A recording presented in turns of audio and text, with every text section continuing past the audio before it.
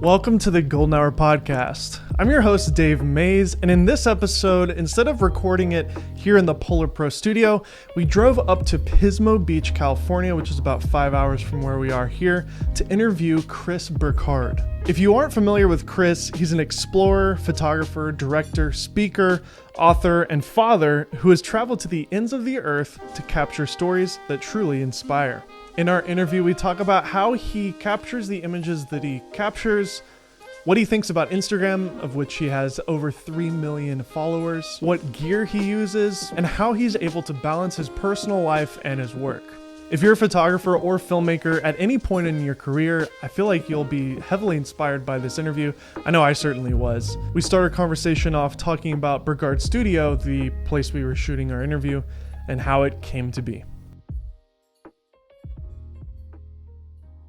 All right, so we're in the studio here. Yeah. Tell me about the process of building this place out. It's incredible. I just Thank you. around. I appreciate you saying that, because it was definitely a very arduous process to kind of like mentally, more so to like take an empty space, an empty canvas, and all of a sudden like be like, oh, we're gonna add these little building blocks here. And I mean, when we came in here, this was a CrossFit gym. It was a winery. It was an auto shop. You can still see there's like the jacks in the floor. And so when I came in, it was like it had just been a CrossFit gym, and it was just hollowed out. There was weights everywhere, and I was like computers over there, and my office here, you know. And so we kind of slowly but surely started to make walls, and the climbing wall went in, and the kitchen, and then the offices, and my office, and then this little kind of recording studio we're in, this little meeting room, and it was cool to kind of take shape. But I've used a lot of shipping containers. I love the idea of having something that's like you can cut up and make your own, and sort of just kind of finagle however you want. And that was really fun for me. It was kind of like Legos. I don't know if you played with Legos as a kid, but this is very Lego for me. And we're actually expanding. We're going to be putting another shipping container on the side to get the meat, like the sort of people's little, cubicle zone into the shipping container to separate things a little bit. Making more of like a little kind of nook for books and reading, and just making it a little more communal so that I can have a little more open space to do workshops and events inside the office. Yeah. So and keep all the officey stuff. Yeah, I just like want to give some people some privacy. Like we are a photo editor and stuff when they're editing, 20,000 photos for a job. I need to give them a little privacy, and I want to build a sound booth, like a proper one, so that when I want to do recordings or a podcast or something like that, I've got a little zone for that. And the coolest thing about the office, though, is we do big events here. So we do like 300 person plus events outside, and we show films, and that to me is the funnest thing for sure. Oh, that's a blast. Yeah, it's rad. Why did you choose this location? Good question. I've lived here my whole life, so that the fact that I've lived 3 miles from here is great. But I've owned different buildings within town here. We're in an area called the Five Cities, and basically if you blink, you'll miss one of them. They're super small. But I've owned businesses like an office in Pismo and then Grover Beach, and they were always these random places.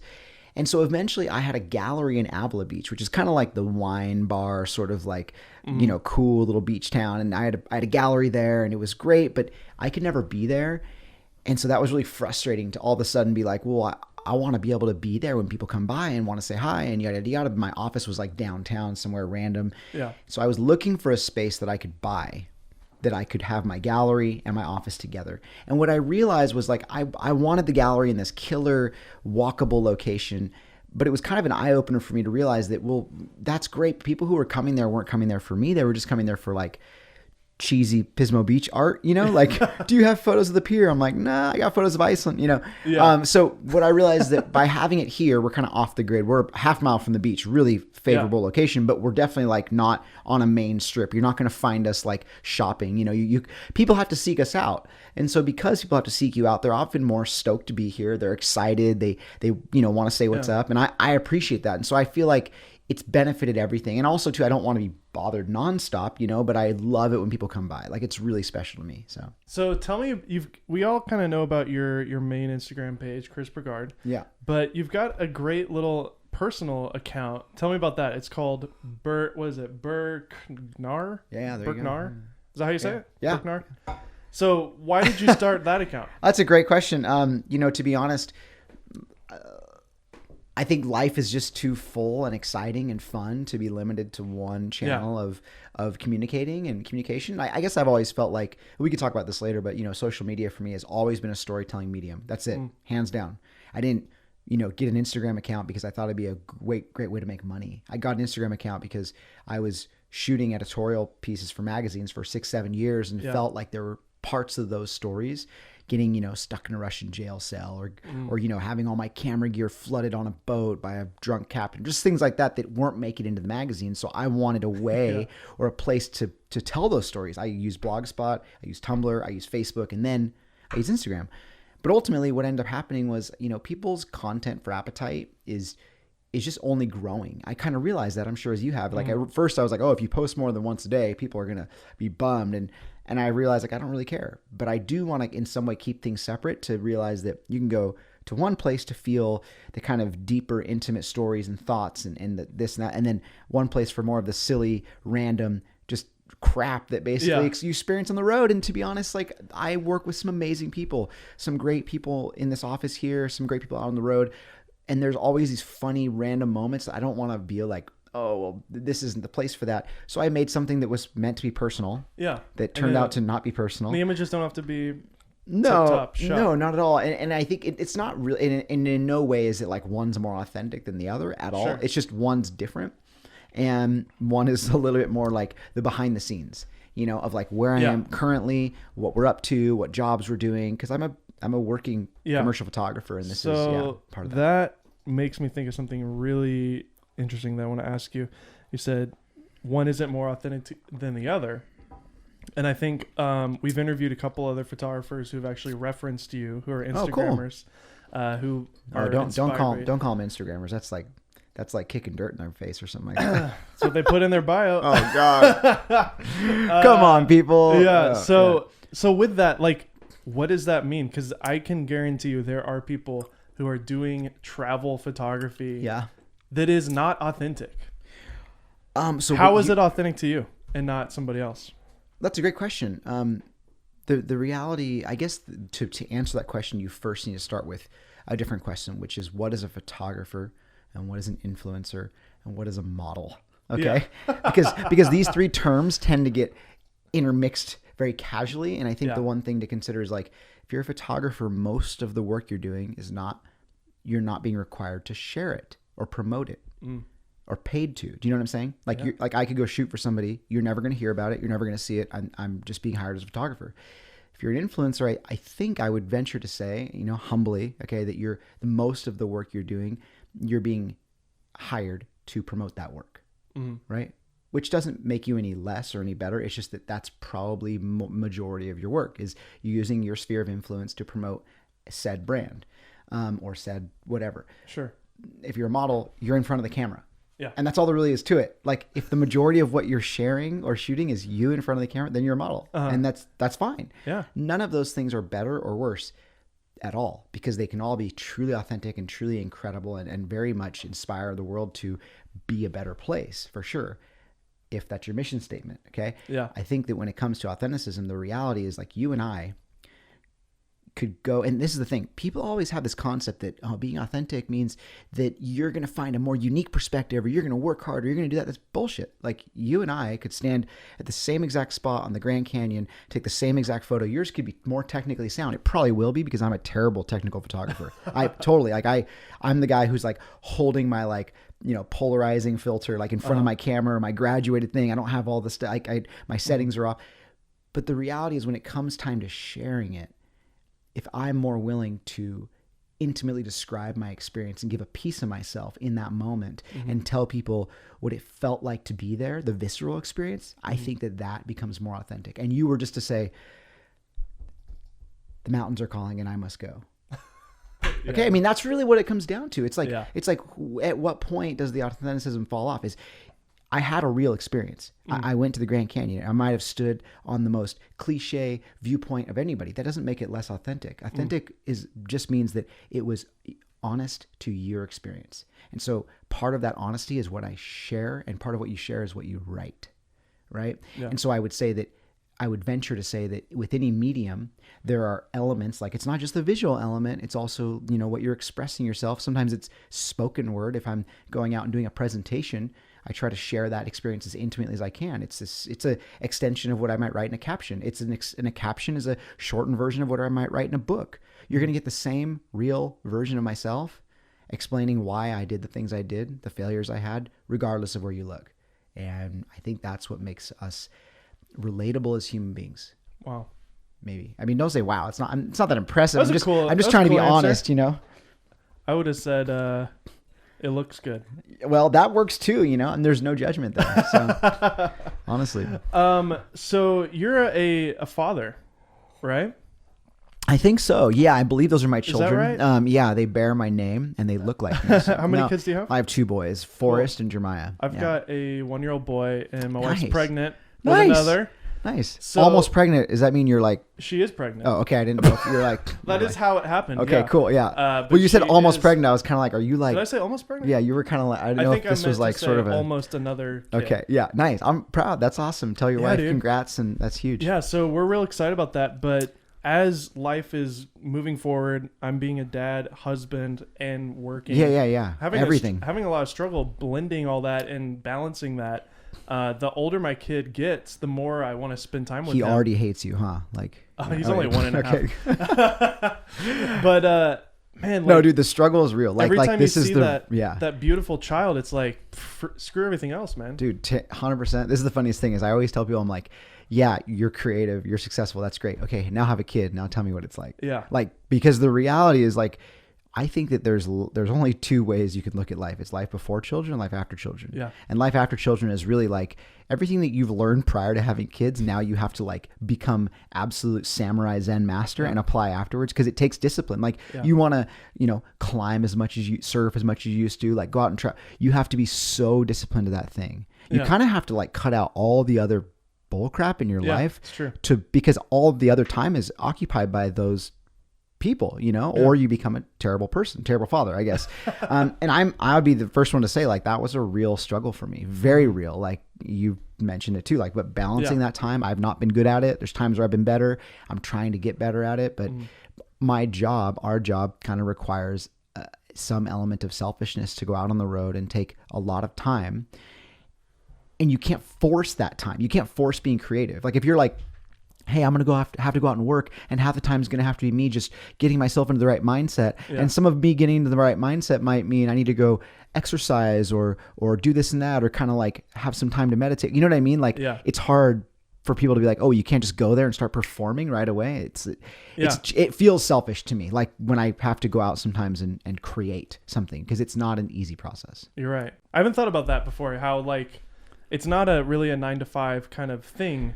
No, where you can just say, not at all. Like my wife will sometimes be like, at 6 o'clock, I want you home. And I do try my best to do that. Yeah. But sometimes it turns into 8 o'clock at night, unfortunately. Well, think about this. It's like, sometimes if say you're a photojournalist or your job is to like work on a subject and do a photo essay on somebody, like a big portion of creating beautiful work is the time you spend with that person. Mm-hmm. So like if that requires you to stay out late and do this and that and go here and go there and kind of like infiltrate into that person's life, that's a part of it. That's a direct reflection of how good the work is going to be. Yeah. And I would honestly say in some ways the same with landscapes. Like the landscape that you love and want to go shoot, that the more time you spend outside of that assignment, the greater appreciation you're going to have for it. And absolutely.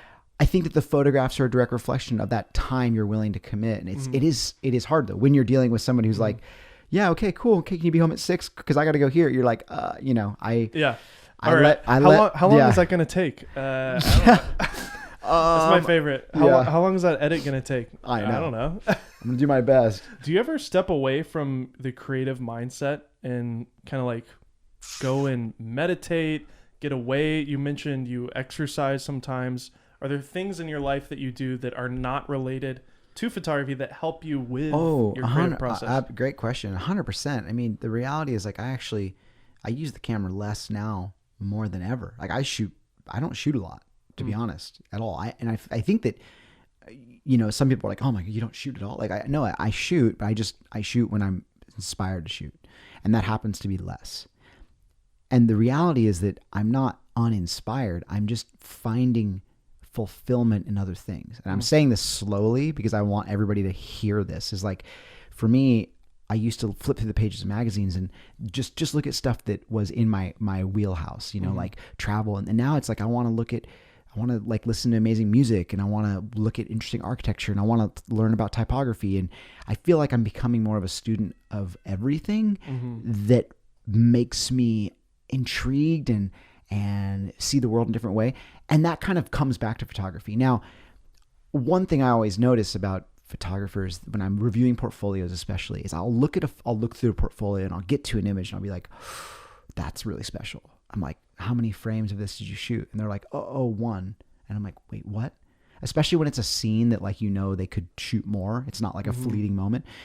And the reality is, what I've realized is that, and what I try to explain to them is like, I shoot less, but when I find something really special, I shoot the crap out. I mean, I shoot it so much till there's nothing left, right? The reality is I've just been able to learn how to hone in on those more special or iconic moments. So although I have less images overall, it's really more a matter of like, I'm honing it in to just the most important ones, right? Different scenes. Yeah. Well, it's like, I'm going to Iceland to shoot under the Northern Lights, and I've kind of preconceived this idea, and now it's all about the execution. It's not like I'm just waiting here for something cool to happen. And I always hate that thought process of like, so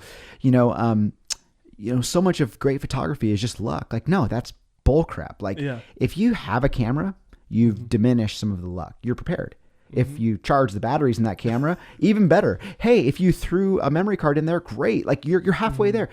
For me, it's more about these moments that are fleeting. Like, again, like shooting the supermoon or shooting the eclipse or whatever it is. They're fleeting. They're happening on this kind of timeline that's moving. And if I can meet that moment 50-50, then I know that my success ratio is way higher. And that's what I try to do through research, through preparedness, through this and that. I don't even know how I got on this tangent, but I did. Nice. So I'm sorry. But that's just kind of my thought when it comes to that. So cool. Yeah. I'm a gearhead. Nice. I review gear for a living. Oh, like sick. Rad. Sony, Canon, Nikon. Yeah.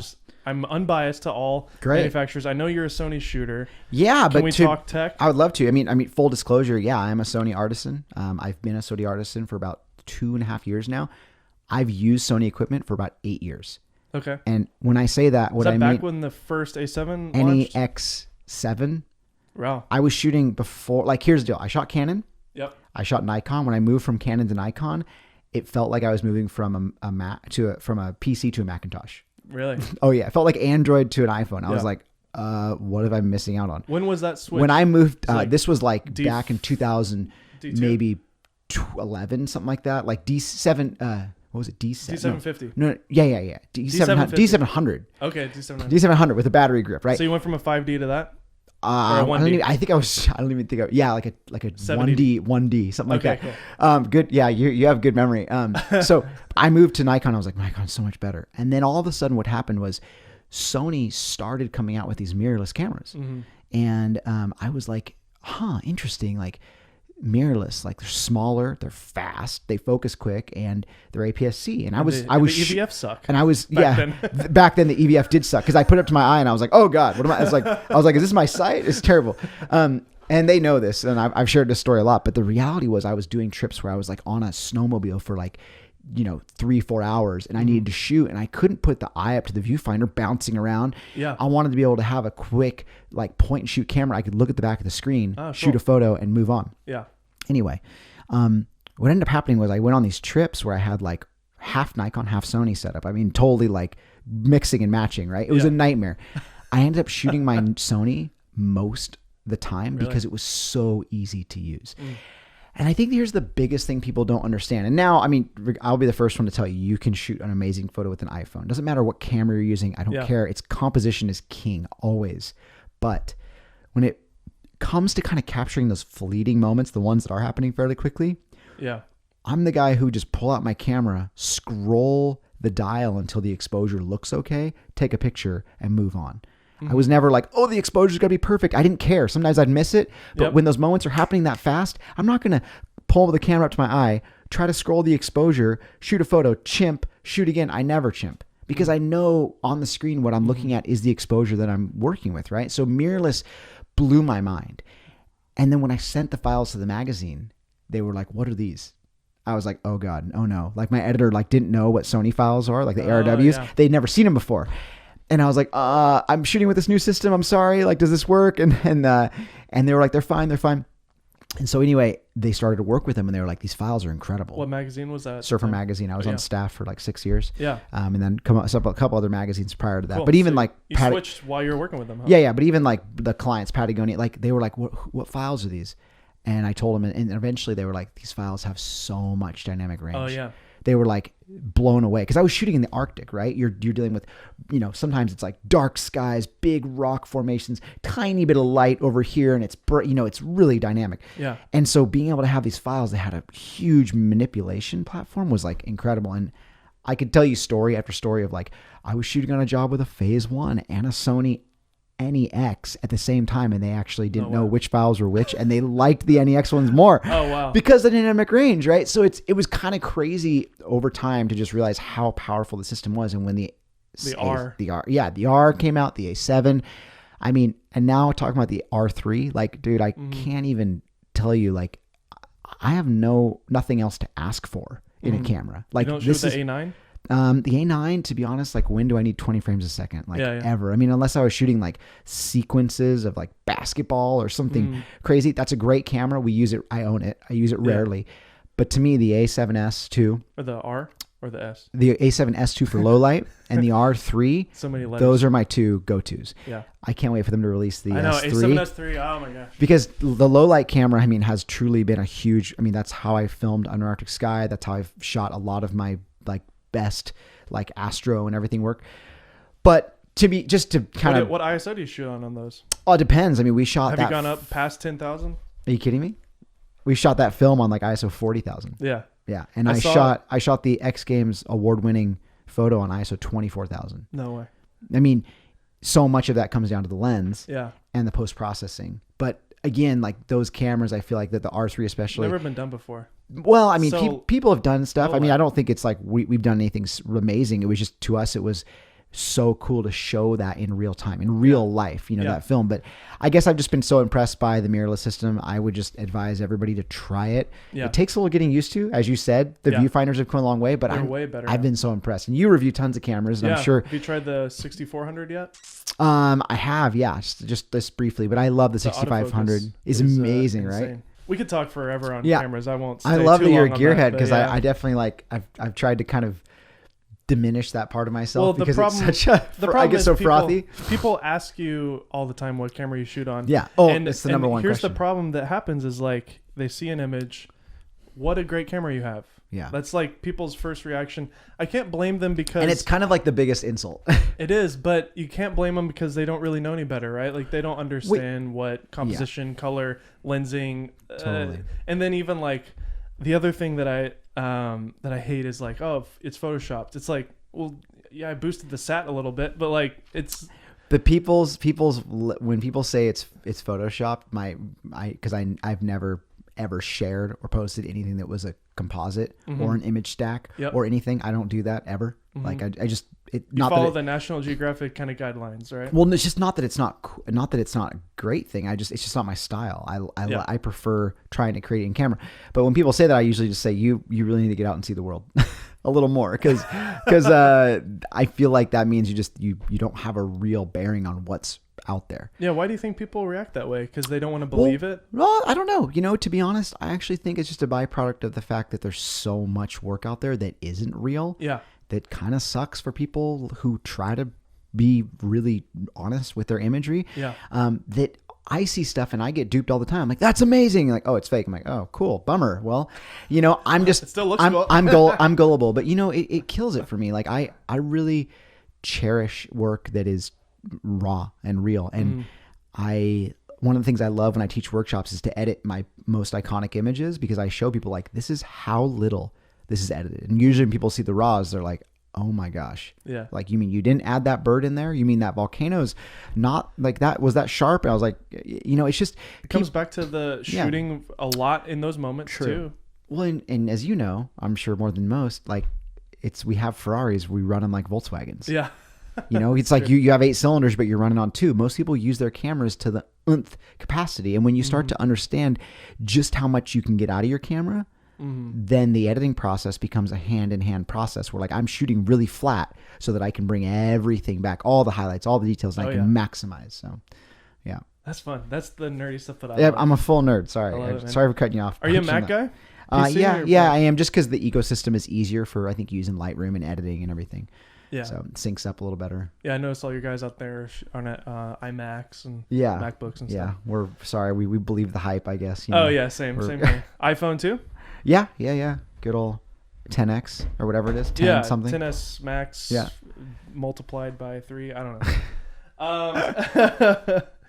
know. So I've heard you mention that you have a hard time saying no to stuff. Yeah. I have a problem with that too. Yeah, tell me about that. Well, I think it's just jobs. Like, I mean, I'll just put it simply, like when you grow up in a, low income house and you basically have like, you're doing anything you can for work and you watch your parents do the same. And you grow up like that. When you're given opportunities, the first thing you're thinking of is like, oh, I'm going to take every opportunity. Yeah. So nobody ever teaches you how to say no. That's not something that you're ingrained with. You're ingrained learning to say yes, fit it in, do as much work as you can. And that's how I grew up. Like I was mowing lawns and working at an auto shop and working, had multiple jobs and was always hustling. And the reality is when you all of a sudden get really busy and you do have the opportunity to turn down work, you don't want to because you're like, oh, well, will they ever hire me again? Oh, will that client be bummed? Oh, will people forget about, it's like, and I've had to realize like, no, you have to learn to say no. By making yourself less available, you in fact, a lot of times increase your value. And I also think that there's time that needs to be set aside for the things that you enjoy most. Not just talking about like personal activity. I'm talking about like work. Like it's okay to turn down a big job, to take a little job if you enjoy it more. Yeah. For sure. I'd much rather make less money and do what I love. Right. But dude, I mean, how hard is that to like tell the photographer that's just starting out, really trying to figure it out? Like that's the hardest piece of advice I've ever had. It really is. Yeah. I've been telling people, because I started YouTube about 1.5 years ago and I was just freelance video guy and barely making enough. And now like we're able to survive and we're making good money. But the thing was like there was about 1 year of hustle where we were on a tight budget and I was saying no to other stuff because I just wanted to focus on the YouTube thing. Right. So like there might be a period of time for people where you're maybe living kind of broke. Totally. Or, I mean, and this is the other part of that conversation, because I want people to understand that absolutely I would have shot anything that paid $1. Like when I started out, this is not the thing that you do when you're like needing to like put a roof over your head. Already. Yeah. This is like, I'm 8 years, I'm over a decade into my career. But this was like when I was 6-7 years into my career, I started learning to say no. In the beginning of my career, dude, I was shooting everything. The thing that bugs me is that people have this concept, they're like, that they're going to like pick up a camera and start shooting exactly what they want to shoot like right away. And I'm like, dude, I shot senior portraits. I would go to like skate shops and be like, can I shoot the interior of your store just so I can make like $50? The first photographs I ever shot, I ran out on the Pismo Pier and I would see people surfing, like my local home beach, right? See people surfing. I would basically go take pictures of them, run up to them on the beach and be like, hey, I just shot some photos. Do you want to buy them on a DVD for like $20? Like that's what I would do. And that was me trying to be a photographer. Right. So like, I just, when people say things like, oh yeah, how did you start? When was your big break? I'm like, how long have you been doing this? Talk to me when you've struggled for a little bit so you actually appreciate any of this advice. Do you think some people are just not wired the way that you're wired? You're very entrepreneurial with that kind of mindset. Well, I think that no one's better or worse than someone else, but like, is it okay to be self-aware enough to say, maybe I should intern or be an editor or assist? I think that it's important for people to try everything. I've done all of that. I've edited, I've assisted, I've interned many times. I've done all the things that I would hope that people starting out would want to do, because the best piece of advice I got was like, don't get good at something you don't want to do. How do you know what you don't want to do if you don't try all those things? Yeah. This is the kind of the key component to understanding where your skills lie, is to really test the waters. And if you don't test the waters, you'll never have an idea of like what really brings you joy. And I think that one of the coolest things is like to understand. My friend Keith Lazinski said this in a Adorama roundtable thing we did, but he's like, everybody sucks in the beginning. Like you suck, and that's okay. Like it's okay to suck. You suck some more. Then you emulate somebody. Then you suck some more. Then you find your voice. And you don't just like pick up a camera and be like, I found my voice. And I think the thing that kills me the most is people have this concept where it's like, oh, I get an Instagram account and then I buy a camera and then I figure out how to use it. It's like, no, that's not the process. Like, Instagram is not this tool to make you become a successful photographer. It's just a communication platform. That's it. It's a phone. It's an iPod. It's an internet communication device. It's all social media is glorified texting. Yeah. And if you don't like people, you'll never find success on that platform. If you enjoy people, then you'll probably find success because you'll want to communicate, and it's communication that really makes those accounts thrive, I feel like. Yeah. Do you like Instagram?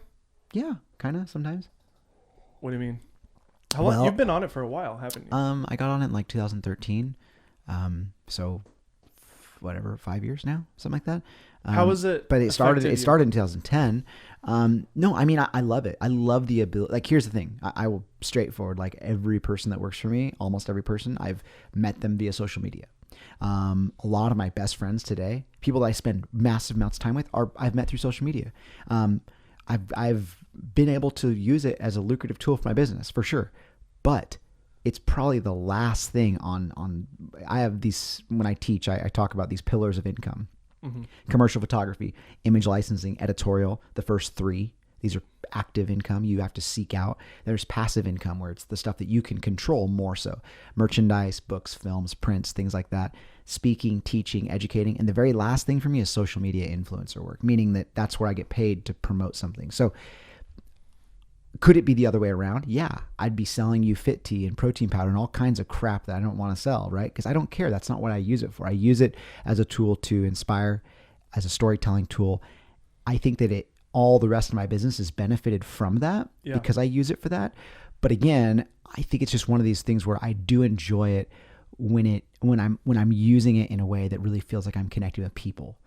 And I like people notice usually too, like I answer probably 90% of my DMs. I respond to a lot of people. I like the connectivity that it brings. What do you not like about it? I just guess sometimes I don't like the comparison. People talking about the algorithm. If I hate hearing about the algorithm, I'm like, dude, who cares? Like, when I hear, that's like such a cry for help. The moment I hear like the algorithm, it's like, dude, who cares? Like, find something else, use another app. Just when I hear people complaining about feature sets and things like this, I'm like, it's like, you didn't design it. Like, you're using somebody else's free platform that's probably benefited you in some way. Like, stop complaining, like they can do whatever they want. Who cares? If it goes away tomorrow, what'll happen? And that's because you have the mindset of your commercial work. Well, it's just like, I've set my business up to not be the other way around, where social media is the main, it's a joy. I get on there and it's fun. It's a joy. Yeah. But it can also be a time suck. And this is the thing I think is funny, is that people are like, oftentimes talking about social media, and they're saying how it can be this painful or arduous thing. I'm going on there, I'm trying to share. I'm like, no, what you're doing is you go on there, you maybe spend 5 minutes trying to find something to share. You're forcing yourself to say something. You post that, and then you spend 20 to 30 to 4 hours a day scrolling random stuff and looking at like kook of the day and stuff like. And that's not using it for productivity. Like, I try to go on there and respond to people, comment back people, look at their page. Like, I try to reciprocate. I try to share like ideas and thoughts and create friendships. And that's, and I try to avoid the aimless, endless scrolling. Yeah. Yeah. We scroll 300 feet of social media a day. Oh, that's a cool stat. That's a terrible thing. That's awful. It's crazy. I know. But yeah, something to think about. Yeah. How tall are you? I'm 5'8", so not that tall. So 5'8" so it's a lot of me. 300. Yeah, exactly. I don't know what that is. I don't know. The 0.8 throws it off. Under the Arctic Sky. Yeah. Really amazing documentary. Oh, thanks, man. I actually watched it yesterday. Nice. Of course, the last 10 minutes are my favorite moments of the I hope film. so. No spoiler alert, but the shot that you got is unbelievable, and of course, I'm sure is one of your favorite moments. Yeah, it's funny. I definitely like the photograph at the experience. It was amazing, but I think the film component of it, like, we came back from that trip and we weren't planning on making a film at all, just so you know. And we actually just a guy filming stuff, just hanging out. Well, no, it was like we did 2 trips to kind of break down the thing. We went there to do a story for Surfer Magazine. I was going to go and do a story on this boat captain, Captain Siggy, who was going to take us to this remote wave that I had been researching. We went out there, we got turned around, the storm happened, we ended up somewhere else, went through the storm, shot surfing under the Northern Lights. Totally happened up to chance, right? All this was just like kind of a be there sort of scenario. Nice. But I guess what I'm saying is like when we got back, so from not what you said earlier when you go with a plan. Well, it was one of these things where like the plan changed. Yeah. It wasn't like we ended up there and we got it. It was like all of a sudden we saw what was possible and we were like, okay, let's redirect and do the best with the best we can to make this come to life. And that's exactly what happened. But again, a part of it was like learning to let go of expectations. Because here's the thing. This is the thing that kills me is like, I think that what social media has done in many ways is it's killed the opportunity for us to have the ability to just experience things in a more natural way. We go to places with expectations. You travel somewhere and you're like, I'm going to see this and see this and see that. And if I don't see that, then it might not be successful. And the reality is, you used to, when you remove the expectations out of it, you leave yourself open to experiences that wouldn't otherwise happen. And this is what this film is all about. It was all about that. And it was all about us learning to like all of a sudden let go and kind of, nature was really the one in charge. But anyway, we came back from that trip and we had about 15 minutes of good footage. And we were like, you know what? The photos are great. The article's going to be good. But to really tell this story, this is what we needed. And this is where it really boils down to. People always tell me, it was a great film. You did a great job directing. I'm like, I'm not a director at all. I'm a storyteller. And this was the way that I knew to tell the story. And I knew that the photographs were great, but they weren't going to give you the whole picture. So we went back, we filled in all the blanks. We shot drone footage and we shot landscape stuff and interviews just to fill in the story to make it 40 minutes. And the only reason it's 40 minutes is because that was Tribeca Film Festival's short form standard for their film. Okay. And so it was going to originally be longer. Is that the maximum length for a short form? It was, Gotcha. Or it would have to be 60 to 90. So we were stuck in this like limbo. We were like, 60 minutes, that's going to be like $50,000 worth of music more so, and all this just stuff that we didn't have budget for. So ultimately, I've always told people again, like, I'm not a director. This was just the way in which the story was going to come to life the best. And so I was really grateful for it. And I think that it has been an amazing tool. Those are the tools to me, not social media, that I rely on to market myself. What was it like being involved in a film? I mean, coming from more of a photography background. I've been lucky enough to direct, DP, produce a number of pieces, a lot of commercial broadcasts, like for brands, whether it's like a Super Bowl spot for Jeep or whether it's a North Face commercial or things like that. So I've been a lot. I didn't know that. No, I don't care. I don't want you to, because there's the thing. I don't promote that stuff because I don't want to do. I don't put it out in the world. Nice. Right. That's just whatever. Like I've been able to stand in those roles and experience that, but to come to work on a long form project, like those are like 2 to 3 minutes long, 60 seconds, 90 seconons, 30 seconds. It's a lot different. Your budget goes a long way with 20 seconds. Yeah. But all of a sudden when you're dealing with something where you're like, oh, okay, this is going to be a 40-minute film. You're thinking about character development and you're thinking about like, you let your shots live longer and breathe more. Well, like, and sometimes you just don't say anything at all because the whole point is you want to show, not tell. And to be honest, like, I'm the first person to say I was a total rookie. Like, that film was like the most expensive college education I never wanted ever.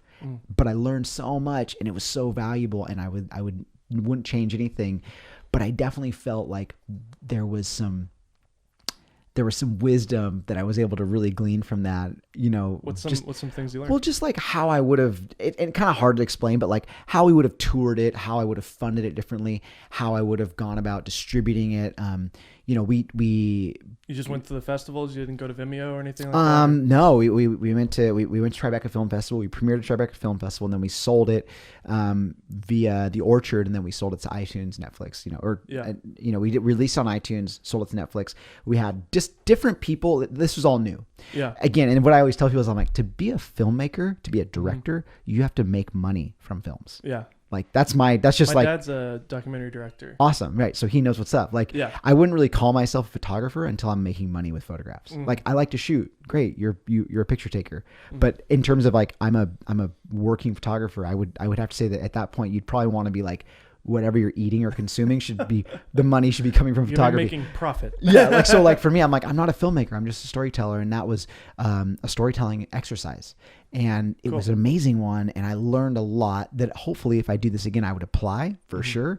But right now it was just like an amazing exercise. And that's just the way I look at it. Like, I don't really want to look at it in any other way because I think it hurts inside to be like, oh, like, you know, this was expensive and challenging, but so fulfilling, like the most fulfilling thing I've ever worked on. That's a cool thing, you know, for your kids to watch, you know, and kind of get a real bird's eye look on what dad does. You know? Totally. I think about that sometimes. Like, they'll probably think I'm a loser, but maybe this will make me a little cooler at some point.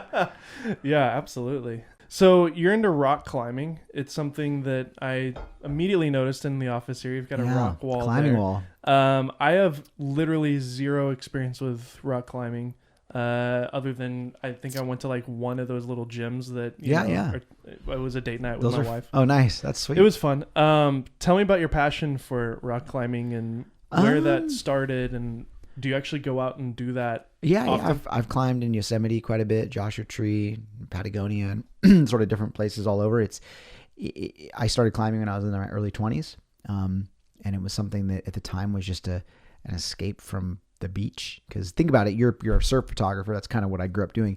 Every day you go to the beach and you shoot during the best days. So when I got to surf, it was like the worst days, right? So, but with climbing, it's like every day is kind of the best day. Like the rock doesn't change really. So you're just waiting for good conditions. And I kind of fell out of love with team sports early on. I really loved the individual challenge of certain things, which maybe you relate to, but like the idea of like, I'm going out there and I'm the only person that I'm up against is myself, right? Or this, you know, object.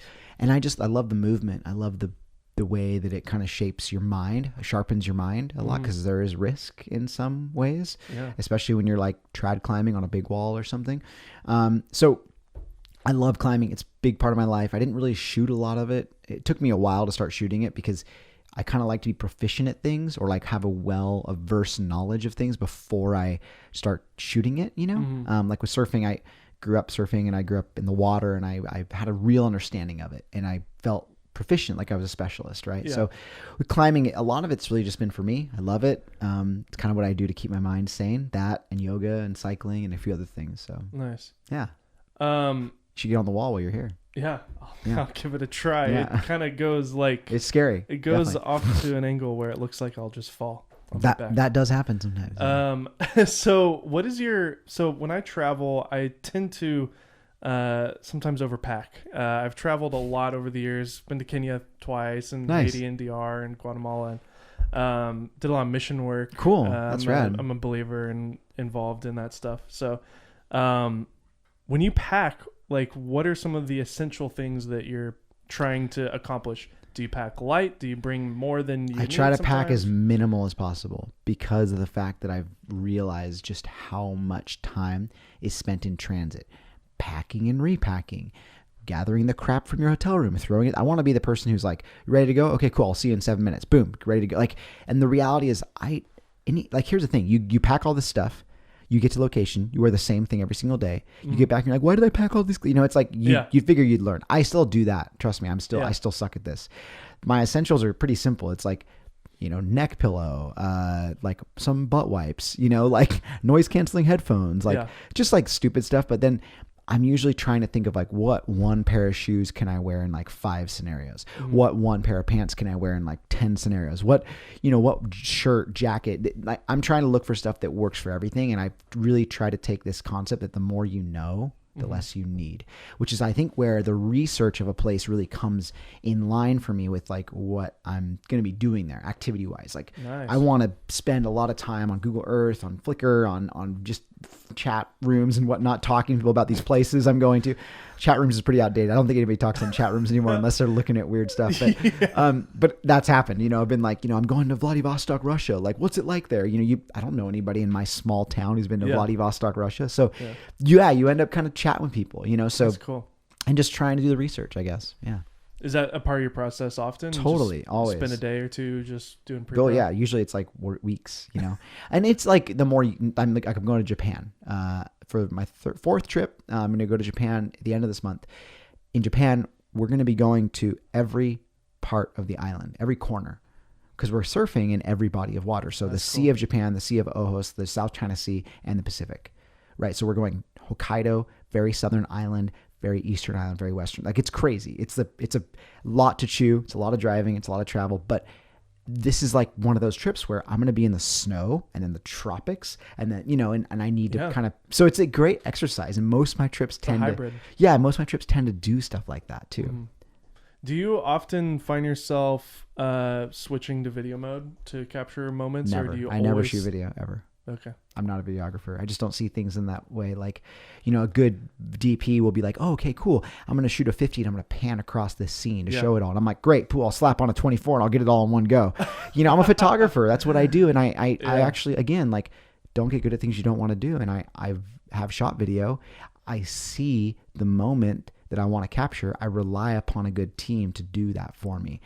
I like directing. I like working on the overall vision, the big picture emotion and that I want to convey. And I just like working with talented people. And I think collaborating has been one of the greatest assets, whether it's a good writer for articles, whether it's a good video team, whether it's, whoever, like a designer.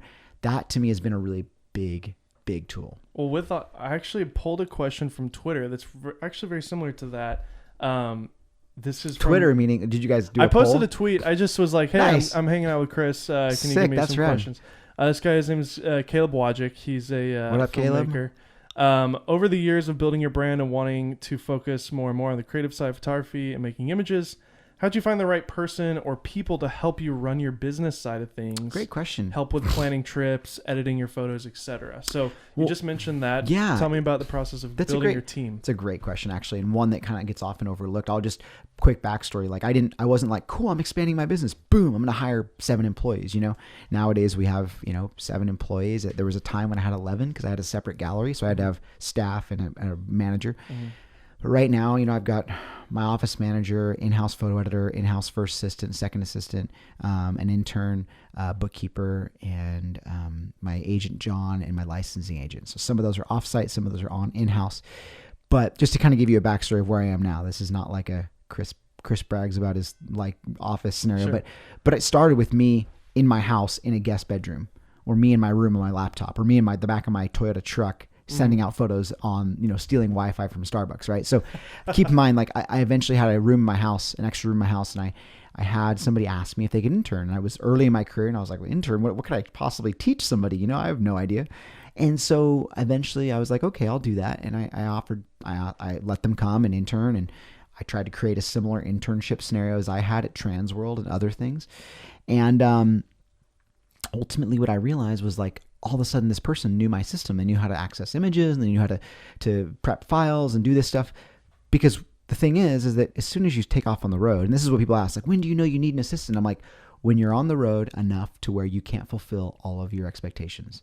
Like, you can't send an image to this person and send an image to this person. And people don't realize, people always, the one piece of criticism I get is people are like, oh, you don't edit all your own photos? I'm like, hell no. I'm on the road so much. Do you know how long it takes to edit a 20,000 photo job, or 30 or 40,000? Like, weeks to do it right. Yeah. I'm not going to sit in the office when jobs are passing me by.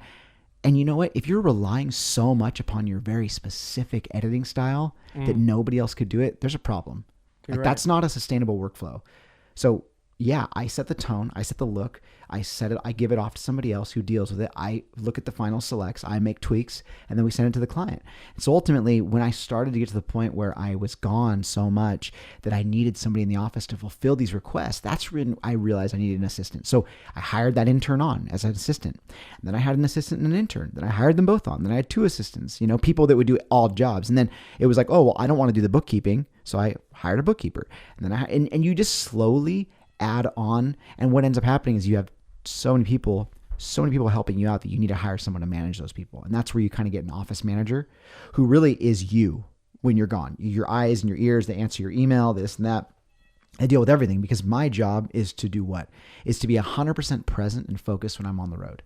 The people that I'm teaching in a workshop in the UK, or speaking at an event, or shooting or directing a piece for Prana or a job, they don't want me to be like, oh, Chris is busy because he's answering random email requests. Like, no, like, that shouldn't be your job. Your job should be to be creative. Your job should be to focus on the task at hand and give yourself 110% to the client or the job or whatever is being asked of you. And I feel like for me, if I can learn to delegate and separate the office day-to-day things and sort of my process, it allows me to be more creative and give more of myself to those jobs. And sometimes people can be better than you at those things. Oftentimes they are. You just said it. I mean, this is it. The people here are better than me at those jobs. Do you think that you're going to be the best photo editor in the world? No, I am not the best photo editor in the world. I have a specific style, and I want to have that style fully realized by my team, but they can still do a better job at getting from point A to point B for me, you know, and seeing it through. And that's just what it is. Like, I'm not the best bookkeeper, am I? Yeah. No, like I don't want to be. Certainly. Yeah. I don't want to be an editor, you know? So yeah. I know for me, Connor over there is my editor. Nice. And, what up, Connor? Man, yeah. Once you get an editor, like, just frees you up. It's amazing. Yeah. Well, it allows you to do what you do best, which is, I don't know. I don't know. I'm sitting here talking to you. I don't know what I do best either. I'm like, I don't actually know what I do best. Big Red Photos from Instagram asks, best scouting location techniques. Oh, great question. You know, the beauty is the internet, right? That's the coolest thing we have. But I would say that Google Earth is excellent. Like, I have used that tool forever. Have you seen the movie Lion? Yeah, it's amazing, right? The guy like found his home on Google Earth. Like, oh my gosh, I want to like find some money I like dropped in a street somewhere.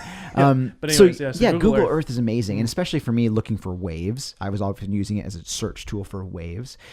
I would learn from having gone to places and then looking at the Google Earth when I come back. I was able to kind of cross-reference. Okay, this is what it looked like being there. This is what it looked like on Google Earth. This means there could be a wave there, or this means no, this isn't. You know, so. That Flickr was great. Like, and like really diving into Flickr. The cool part about Google Earth is all the photos that are attached to Google Earth from those third-party websites, you know, where people tag it, geolook. Nowadays you have Instagram, you have hashtags, you can look through. I even have just, you know, contact people that have been there. You'd be often surprised how like friendly people are. Like, oh, I saw you went there on a family vacation. Like, email them like, I'd love to know about the weather and about this. And is there any high advantage points? Is there any way to get down to the bottom of this canyon? You know, like, I think that's a really great resource too. A sun tracker app, or I think Photo Pills is a good one, where you can sort of see how does the sun rise, where does the sun set. You can geographically like point your location and really for any day of the year and find that out. That's a really good tool too. What did they do 30 years ago? Dude, it's honestly all the things you're saying are internet based. It's amazing. Well, it's so true, but the reality of this is this: like, my mentor, Michael Fatali, he's a large format landscape photographer, one of the most prolific in the world. His images sell for like $10 to $20 to $30 to $80,000. He was the first guy, 8x10 transparencies, right? Film, like Unreal. Wooden camera, big tripod.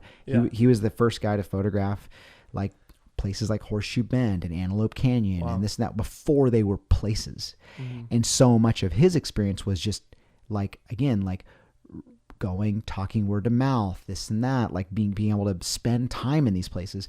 For me, a big part of my career at like shooting surfers, it wasn't like I went on a blog and was like, where's the best surfers in Central California?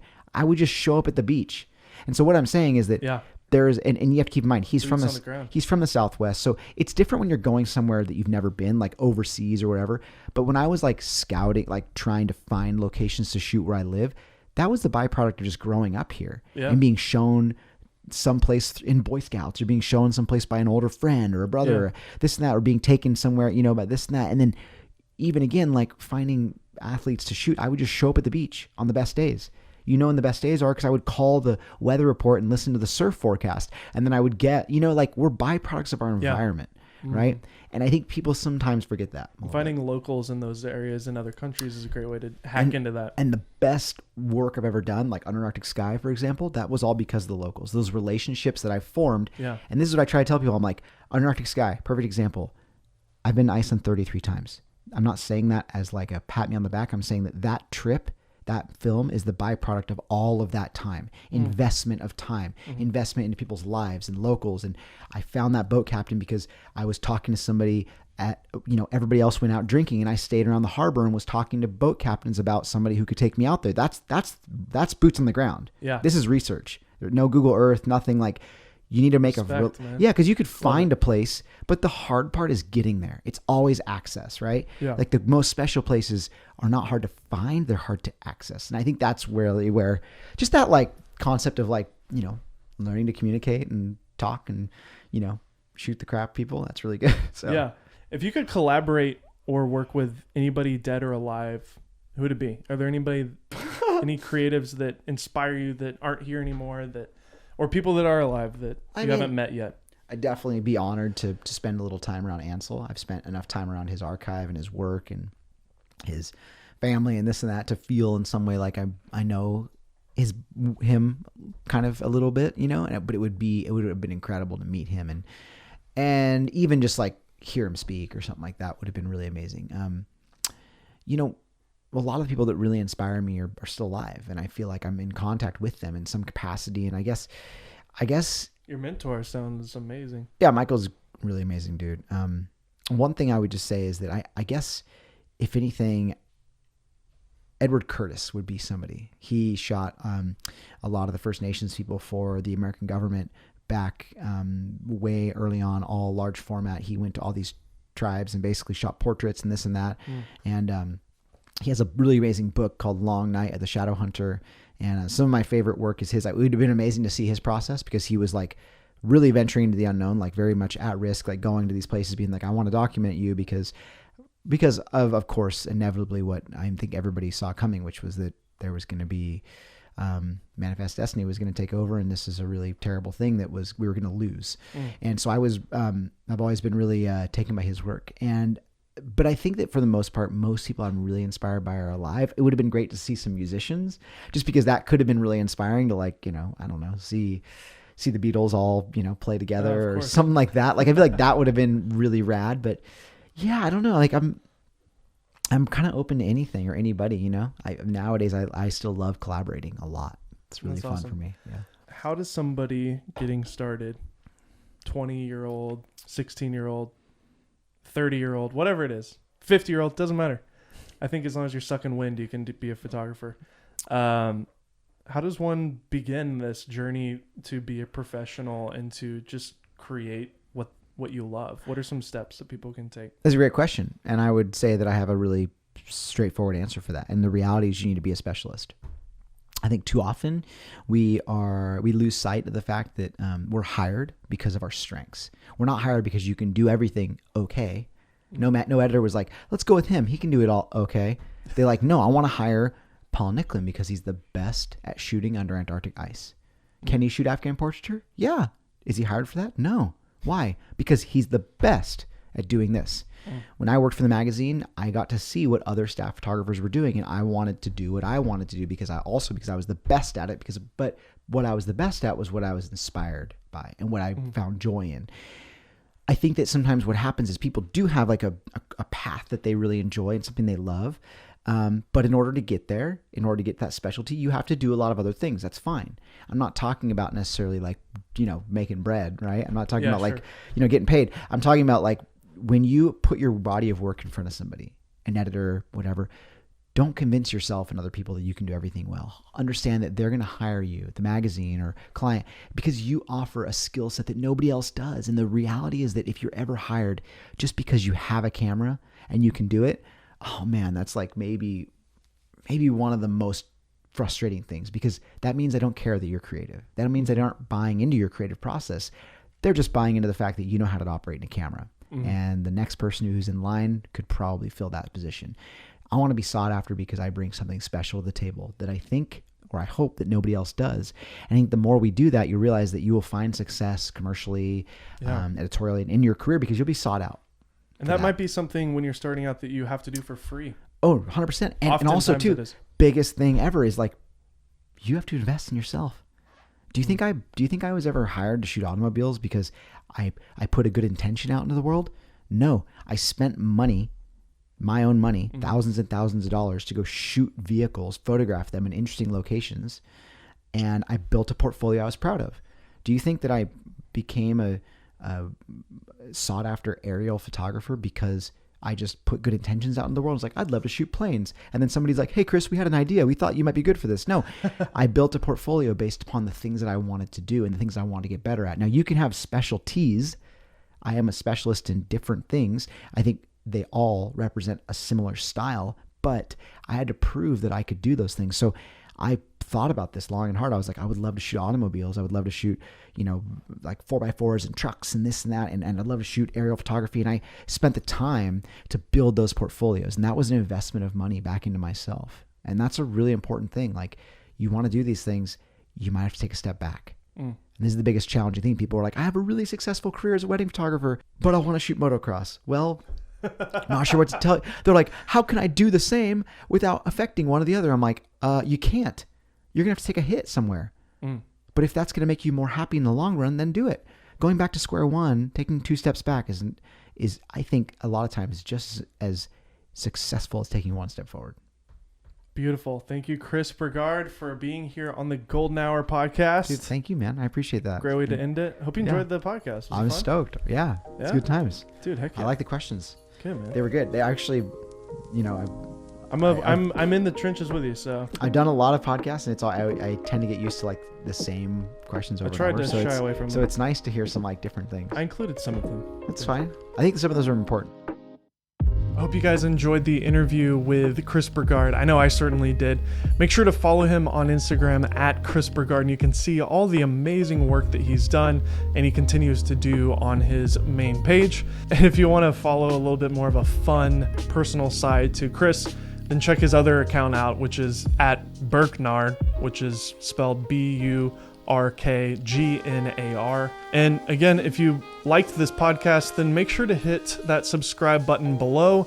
We're posting every single week, every Tuesday on this channel. We really hope that this interview inspired you guys. So comment below and let us know what really stood out to you. What are the things that you're going to take from this interview and apply to your career as a creative? Let us know below in the comments.